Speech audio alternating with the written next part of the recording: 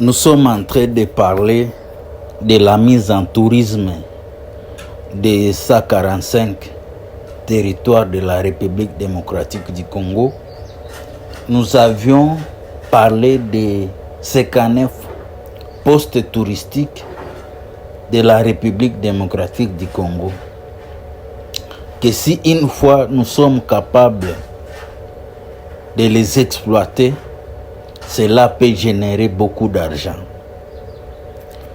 Ensuite, nous avions parlé que pour développer le tourisme, ne devez-vous pas réfléchir seulement par rapport aux villes post-frontalières, mais nous devons penser aux gens qui sont à Kasongo, à Kibombo, à Walikale,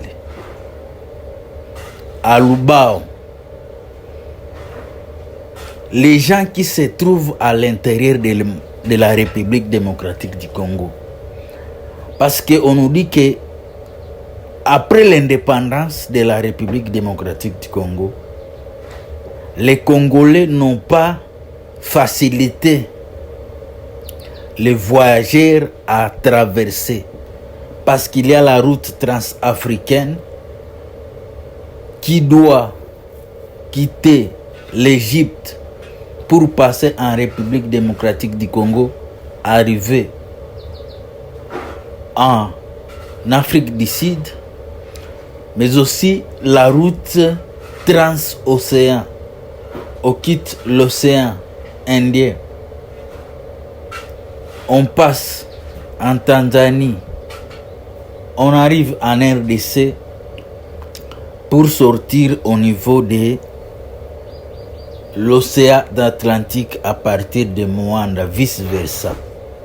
Mais d'après les recherches, nous avons constaté que c'est la RDC qui bloque. On ne facilite pas les voyageurs à traverser.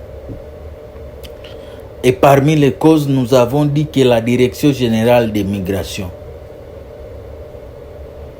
vous payez votre visa, lorsque vous entrez en RDC, vous êtes obligé de montrer vos papiers sur les postes, les barrières, les postes frontaliers. Donc, on ne sait pas s'il y a la collaboration entre celui qui se trouve au poste frontalier de la RDC et les gens qui sont à l'intérieur de la République démocratique du Congo. Donc c'est quelque chose que nous devons résoudre en tant que les Congolais qui aiment le Congo et des gens qui veulent voir que la population puisse quitter la situation de 2 dollars par jour à 30 dollars par jour grâce au tourisme. Nous sommes en train de dire à la jeunesse, la guerre que nous traversons, c'est la guerre de l'argent, les moyens. Parce que souvent, lorsqu'on vous dit que les groupes armés créent une administration parallèle, nous avons dit que pour entrer en République démocratique du Congo, on paye les visas. Et les visas touristiques est entre 100 dollars à 500 dollars. Donc, on va donner les détails après. Mais actuellement, ça fait maintenant 4 ans qu'il y a 6 frontières. Bunagana, Ishasha, Grande Barrière, Petite Barrière, Ruzizi 1, Ruzizi 2. Kinshasa ne contrôle pas les revenus qui entrent à ces frontières. Mais aussi, nous sommes en train de parler de la DGDA. Du point de vue touristique, nous n'allons pas entrer en profondeur, mais nous sommes en train de dire à la population ce qui se passe. Pour qu'un véhicule entre en République démocratique du Congo, il doit payer 15 dollars. Et sur 15 dollars, il a droit à 14 jours. C'est vrai, il doit avoir d'autres documents, carte rose, assurance. Et par rapport à la RDC, nous avons dit que 4 jours, c'est peu. 14 jours, c'est peu. Parce que la RDC est immense. Nous ne devons pas considérer la RDC comme des petits pays qui sont tout autour de nous. Moins de 5 jours, vous les terminez. Mais la RDC, avec 14 jours, c'est impossible. Pour moi, je suggère qu'on puisse revoir cette conception et que l'on puisse donner 3 mois aux véhicules qui entrent en République démocratique du Congo. La question est de savoir, est-ce que cette gestion, quelqu'un qui a perçu les $15, quelqu'un de la CPR ou de la DGDA, est-ce que cet argent sera redistribué équitablement aux gens qui se trouvent à l'intérieur de la République démocratique du Congo? C'est ça la grande question. S'il y a des guerres en RDC, c'est parce que on reproche que les motivations ne sont pas les mêmes. Nous avons suivi tous les conclusions de Doha. On nous a envoyé des papiers dans différents groupes, les accords de principe. Mais lorsqu'on va parler de business, de la quantité de matières premières acquittées en RDC pour être vendues aux USA, au Qatar, nous ne verrons pas les papiers, les accords. On dira que ce sont les secrets commerciaux. Mais lorsqu'il s'agit des papiers, on nous montre à nous la population. Moi, si je suis en train de vous parler, j'aimerais que nous puissions parler business. Nous pouvons faire des business avec les Européens, avec les Asiatiques, les Américains, et chacun va se retrouver.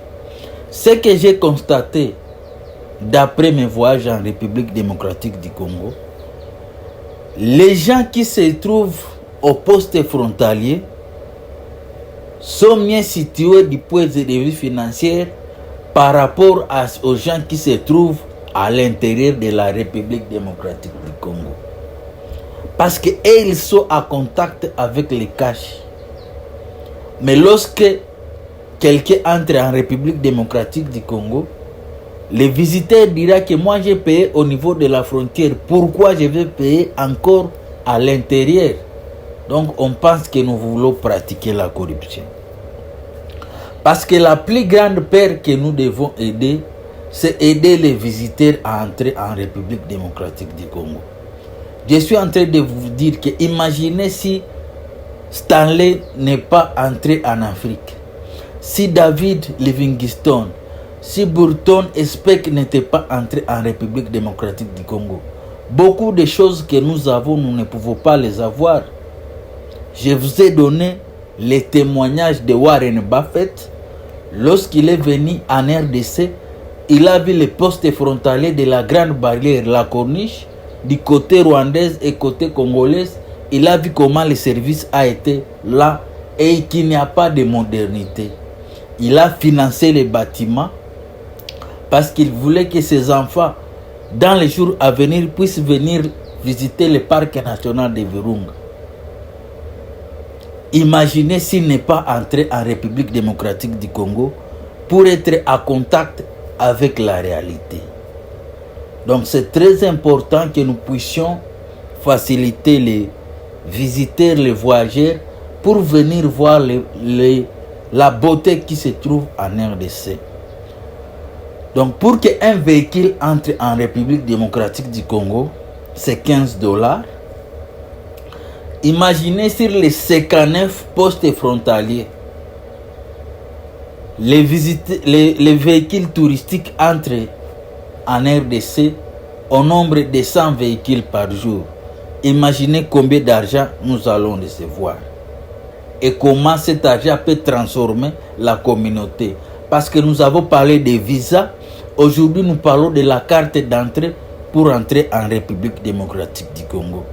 Donc c'est très important, nous avons besoin de l'argent des Européens et ils ont besoin de nos paysages, ils ont besoin de nos matières premières.